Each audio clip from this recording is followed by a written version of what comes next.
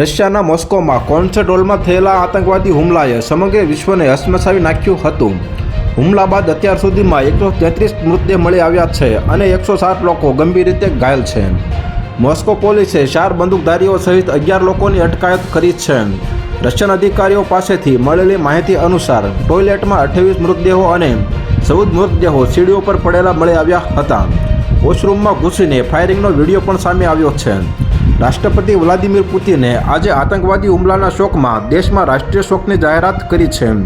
પુતિને હુમલાખોરોની ધરપકડની પુષ્ટિ કરી છે. દુશ્મનોને ચેતવણી પણ આપી કે આ હુમલાખોરોને સખતમાં સખત સજા આપવામાં આવશે. હુમલાના 24 કલાક બાદ રશિયન રાષ્ટ્રપતિ પુતિને પ્રેસ કોન્ફરન્સ કરી દુશ્મનોને ચેતવણી આપી હતી. તો હાલ અત્યાર માટે આટલું જ મિત્રો. ફરી મળીએ નવી અપડેટ સાથે. તે પહેલાં વિડીયોને લાઇક કરી ઓનલી ગુજરાત ન્યૂઝ ચેનલને સબસ્ક્રાઇબ કરી દો અને પાછળ આવેલું બેલ આઇકન પણ દબાવી દો, જેથી તમને નવી નવી ખબરો મળતી રહે.